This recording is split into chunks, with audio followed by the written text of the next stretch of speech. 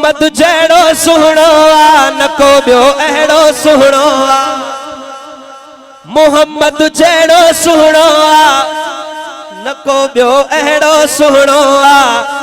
न को आयो न को ईंदो न कोई पैदा थियणो आ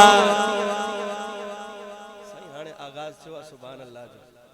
आहिस्ता आहिस्ता इंशाअल्लाह पहिरियों गेर ॿियों गेर टियों गेर चौथों मां ट्रिपी वेंदा अॻिते तव्हां ॾिसजो हाणे माशाअल्लाह डबल टॉप जे साईं बयान करे ओॾी महिल लॻणु खपे फौरन पहिरें गेर जी ज़रूरत न आहे मां चारे गेर हणी थो वञा पर जंहिं महिल साईं शुरू थिए टॉप में हलो बस ठीकु आहे सुभान अल्लाह चओ यार मोहम्मद जहिड़ो सुहिणो आ न को ॿियो अहिड़ो सुहिणो आ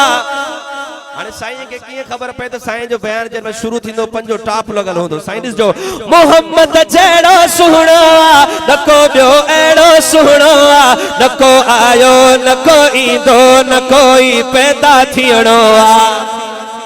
न को आयो न को ईंदो न कोई अक़ीदे वारा हथ बुलंद कयो न को आयो न को ईंदो न कोई पैदा थियणो आ मोहम्मद जहिड़ो सुहिणो आ न को ॿियो अहिड़ो सुहिणो आ मोहम्मद जहिड़ो सुहिणो आ न को ॿियो अहिड़ो सुहिणो आ न को आयो न को ईंदो न कोई पैदा थियणो आ न को आयो न को ईंदो न कोई पैदा थियणो आ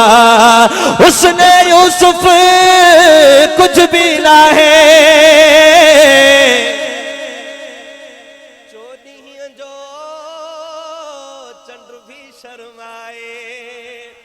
उसने यूसुफ कुछ भी ना है चोॾींहं जो चंड भी शर्माए उसने में ज़ोर सजण मुंहिंजो मथे शह ज़ोर सजण मुंहिंजो हुस्न में ज़ोर सजण मुंहिंजो मथे शह ज़ोर सजण मुंहिंजो मिसल उन जे न जाओ वा न कोई हरगिज़ ॼमणो आ मिसल उन जे न जाओ वा न कोई हरगिज़ ॼमणो आ मोहम्मद जहिड़ो सुहिणो आ न को ॿियो अहिड़ो सुहिणो आ मोहम्मद जहिड़ो सुहिणो आ न को ॿियो अहिड़ो सुहिणो आ न को आयो न को आयो न को ईंदो न कोई पैदा थियणो आ ज़ुल्फ़ सजण जा सुभान अल्लाह ज़ुल्फ़ सजण जा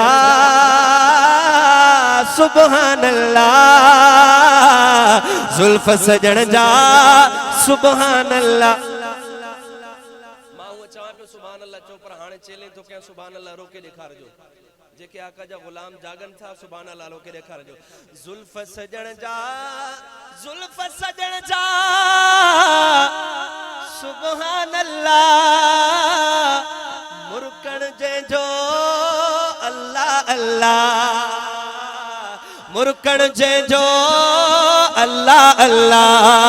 हसीनन में सो असला जमीलन में सो अजमला मिठो महबूब मौला जो उत्तम ऐं आला मञणो आ मिठो महबूब मौला जो उत्तम ऐं आला मञणो आ मोहम्मद जहिड़ो सुहिणो आ न को ॿियो अहिड़ो सुहिणो आ न को आयो न को ईंदो न कोई पैदा थियणो आ ना तू सजण जो नेमत ठाहे ना तू सजण जो नेमत ठाहे बैठो सिद्दीकी पियो तो सुनाए छो मता खाने में मज़ो आहे सना खाने में मज़ो आहे मरण ताईं मुस्तफा जी सना खाने में रहणो आ मरण ताईं मुस्तफा जी सना खानी में रहणो आ।